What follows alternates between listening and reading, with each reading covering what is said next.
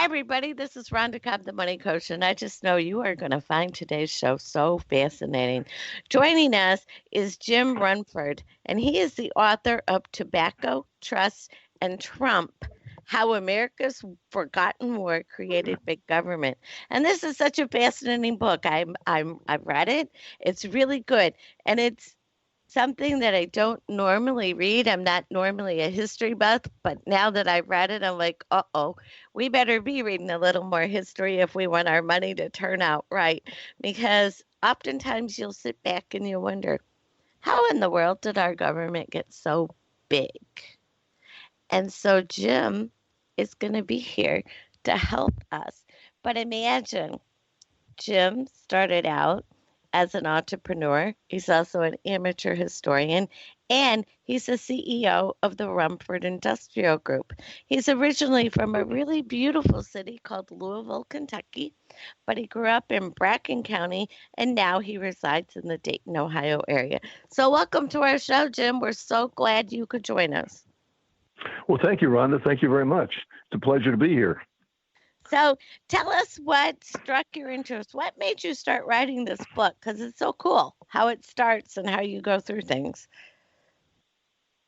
Well, the book started on my great-grandfather's scrapbook. And back 120 years ago, there was a thing called the Tobacco Wars that very few people even know about. And the Tobacco Wars ran from 1902 to 1908. And what happened is you had the tobacco industry was doing very well with tobacco farmers, 1870, 80, and the 1890s. So the tobacco farmers were making 5, 10, 20 cents a pound for their tobacco, as tobacco processors would come out to the farms all through the country and bid up the tobacco and buy tobacco to get their flavors and get their, smoking tobacco, chewing tobacco, pipe tobacco, whatever it was. Then a fellow by the name of Buck Duke, or better known as James Duke, he began to buy up the competition. So he produced what's called a monopoly. And it's vertical integration where you buy your competition up and then you are a monopolist. Well, at the same time, as he became a monopolist, he was the only buyer. Then he was going to, he was then an ognopolist, which meant he was the only buyer in town. And the price went from what the prices were down to 1 or 2 cents a pound, and the tobacco farmer couldn't make any money.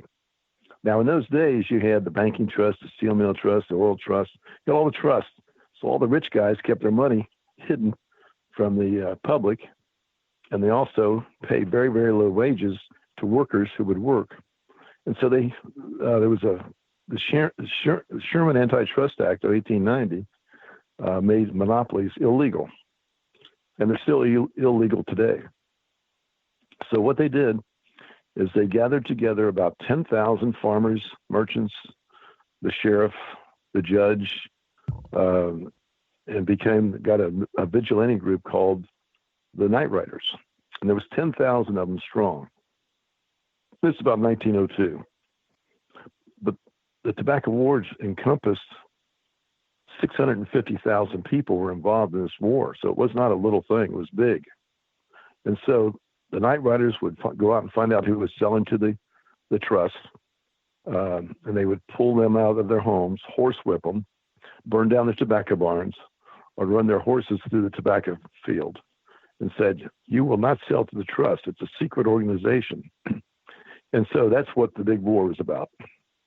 Then as Teddy Roosevelt comes along, and he's a trust buster, and he got rid of all the trusts with the Supreme Court. And the Supreme Court on, I think it was December 11th, 1911, John D. Rockefeller was brought in, and they broke up his monopoly of the oil trust, made him sell off. He broke it up into about 6 or 8 different companies. Then instead of having Standard Oil, you had Exxon, and you had Mobil, Texaco, and all those companies. But he no longer had a monopoly. Then that same day, they brought in James Duke, or Buck Duke. They busted up the Tobacco Trust and turned that into about 6 or 8 separate companies also. And those two guys made more money broken up than they ever would have done by themselves. So then the rich guys, Rockefeller, Duke, and several others, they go down to Jekyll Island, and what do they come up with?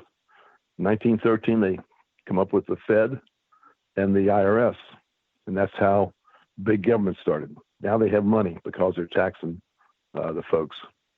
So this goes on and on and on. And so you fast forward into, say, the mid-50s when Eisenhower was in office, and the deep state was pretty well entrenched by that time. So then come up to present day, and we've had monopolies now working for the past 30, 40 years. They'd be like the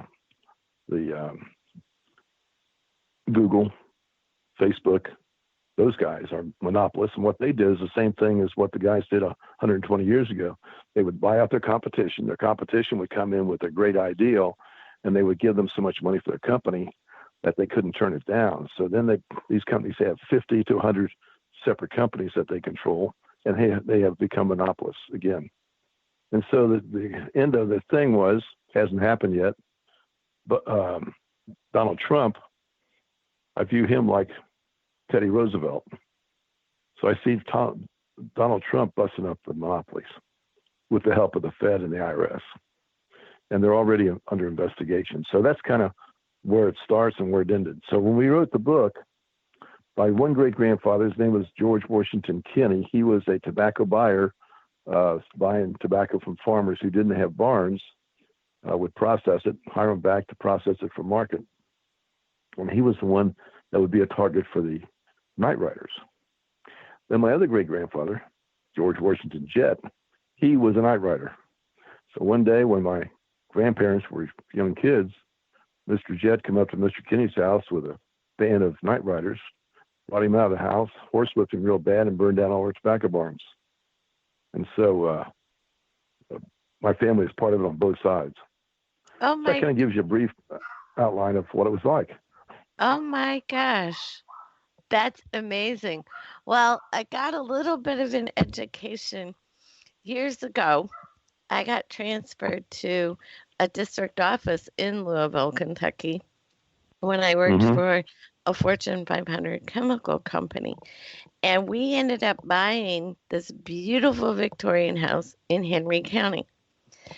And the house came with tobacco poundage.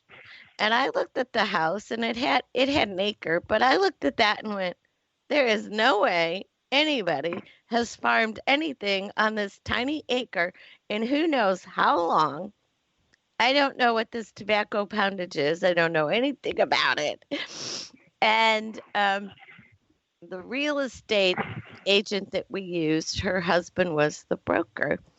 And he came to me and he says, well, I know you all don't want to grow your tobacco. I'll buy that poundage from you.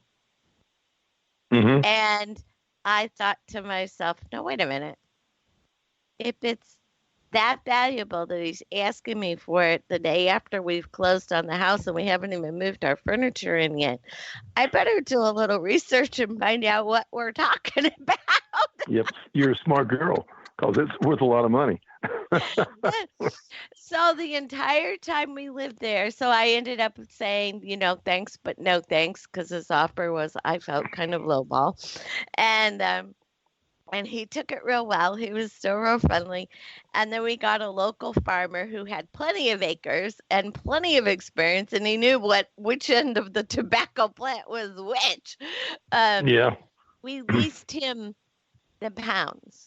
And so every year he would pay to lease, and then he would go out and grow, and whatever money he made between what he paid us and what they paid him, that was his profit, and paid for all of his expenses and stuff. And the whole time we lived there, I never raised the rate of what the lease was per pound, because I felt like, well, the market fluctuates and it's just additional income to me. And I felt like, well, he's doing all the work, so I'll just give him a little leg up. If time goes on and the price increases, then he makes a little bit better margin. So we never increased the lease price the whole time. But so how much money did you get off your acre of tobacco? Over the years that we lived there, I think we lived in that house. Just 1 year. Oh my God, I don't even remember now.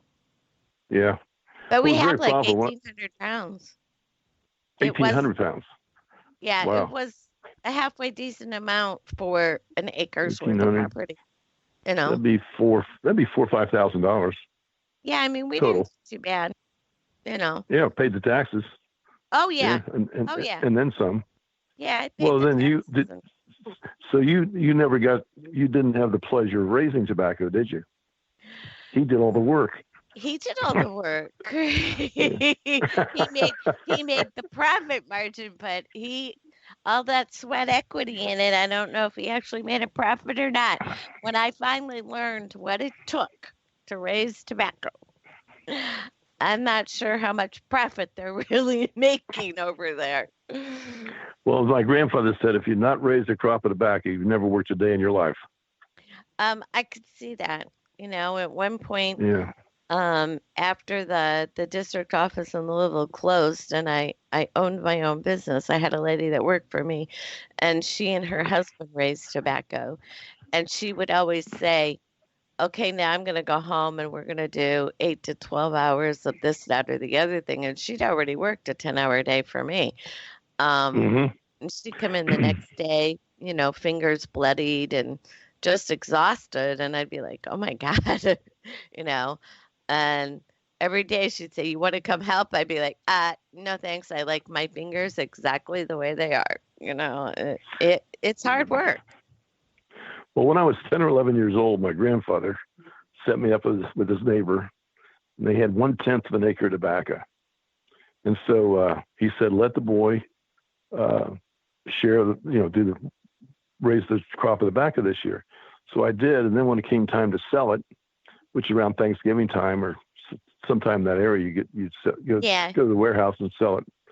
That 1/10 of an acre brought $300, of which Well, I got $150. But this wow. was in the early 1950s, and $300 would buy you a very nice used car. Absolutely. And Well, so three that's back grand when I was would have going. bought you a brand new one, so 300 wouldn't be half bad money. Oh, $1,700 to buy you a brand new one. Oh, And okay. so jeans were selling for $1.79. So I bought my school clothes, and I was pretty happy. I guess so. Wow. But then as you're working the tobacco patch, you get all kinds of stories from the old folks who worked at the tobacco patch, and they talked about the night riders. But we always had that scrapbook in our house. Now, we lived in a log cabin courthouse that was built back in the 1740s, 1780s by the French, who came in to Kentucky and Tennessee and built courthouses in the counties in those two states. It Mm-hmm. used to be the old Virginia territory. And so the scrapbook gave us a lot of good information. We pulled the scrapbooks out of under the couch when I was, 6, 7, 8, 9 years old, and read about the horse whippings, the barn burnings, the warehouse burnings, that type of thing. So it was a big event. It was. It's been buried. It was It's been buried. huge. A lot of people in Kentucky know about it, but the rest of them don't.